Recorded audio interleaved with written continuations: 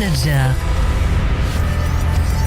Bonjour Simon Serroussi. Bonjour. Et merci de nous rejoindre cet après-midi dans le Grand Journal. Vous êtes l'ancien porte-parole de l'ambassade d'Israël à Paris. Benjamin Netanyahou a donc décidé de la dissolution du cabinet de guerre israélien créé après les massacres du 7 octobre.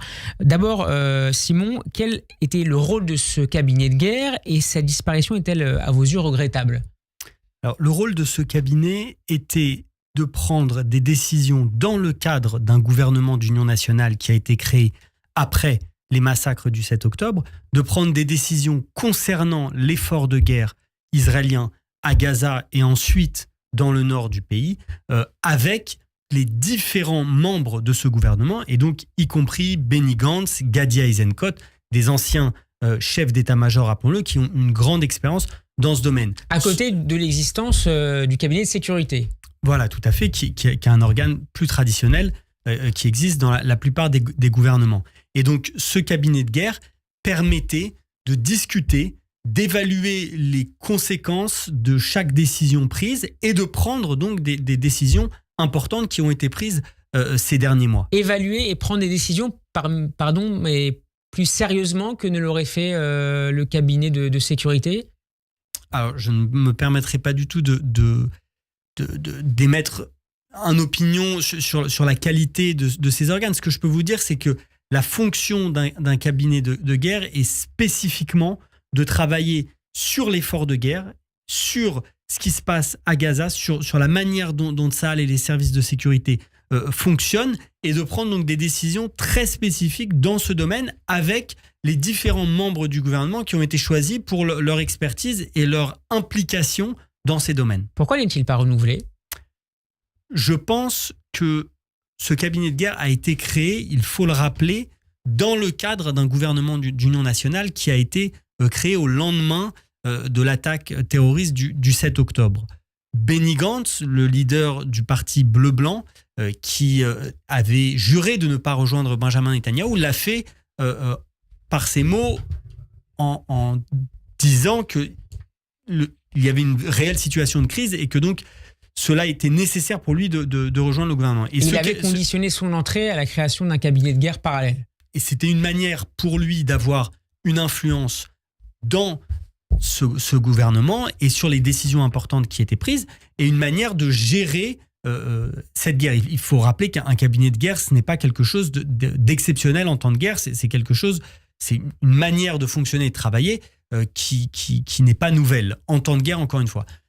Une fois que ce gouvernement d'union nationale n'existe plus, nous rappelons que le parti de Benny Gantz a quitté le gouvernement il y a quelques jours, le gouvernement retourne à un fonctionnement plus traditionnel qui existait avant la création de ce gouvernement d'union nationale. Même si la guerre se poursuit et pourrait même s'étendre au Liban, on va y revenir dans quelques instants. Simon Serroussi, on s'est beaucoup inquiété, notamment après la deuxième guerre du Liban en 2006, de la non-collégialité des prises de décision du pouvoir sur ces sujets extrêmement délicats. Est-ce qu'on ne risque pas de se représenter dans les prochaines semaines du fait de la disparition, de la dissolution de ce cabinet de guerre ? Que voulez-vous dire par non-collégialité ? Le fait que Benjamin Netanyahou puisse prendre à l'avenir des décisions sans en faire part, ou en tout cas sans partager la décision avec non seulement Yoav Gallant, mais en l'occurrence Benny Gantz ou Gadi Eisenkot.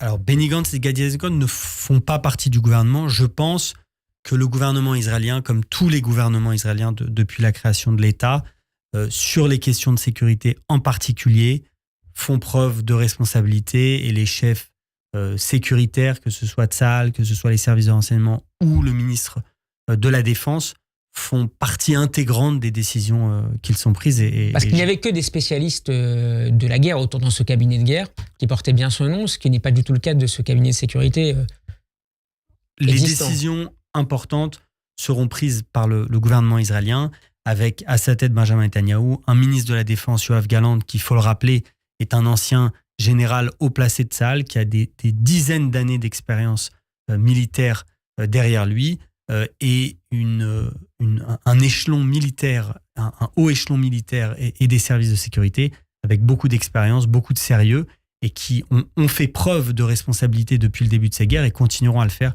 par la suite, je leur donne ma confiance la plus totale. J'évoquais à l'instant la question du front nord. L'actualité du jour est marquée par ce nouveau déplacement en Israël de l'envoyé spécial américain pour le Liban, Amos Hochstein, en vue d'une médiation. Est-ce que le risque d'escalade, après plusieurs jours d'extrême tension à la fois sur le front nord et au Liban, le risque d'escalade est accru et il faut se préparer à une guerre dans les prochaines semaines entre Israël et le Hezbollah sur le territoire libanais?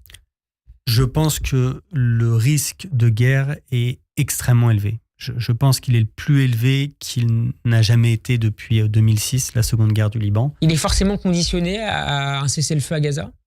D'après les informations que nous avons aujourd'hui, la position du Hezbollah est inflexible et il refuse tout cessez-le-feu s'il n'y a pas avant tout un cessez-le-feu à Gaza qui, pour le moment, n'a pas l'air d'être possible, notamment en raison de l'inflexibilité du Hamas dans les négociations, ce que l'on voit depuis plusieurs semaines.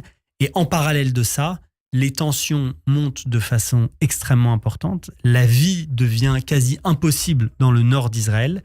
Et la tolérance israélienne pour l'aventurisme du Hezbollah, pour les attaques du Hezbollah dans le nord d'Israël, arrive à sa toute fin. Et je pense qu'il faut vraiment écouter les paroles de l'officier Hagari, le porte-parole de Tsahal, qui hier a prévenu le Hezbollah, a dit que la patience de Tsahal et la patience d'Israël arrivent à son bout. Je ne pense pas que ce soit des paroles en l'air. Je pense sincèrement que le Liban doit comprendre que l'armée israélienne, que l'État d'Israël va prendre très bientôt des décisions afin de rétablir la sécurité dans le nord s'il n'y a pas un cessez-le-feu et si le Hezbollah n'arrête pas son aventurisme.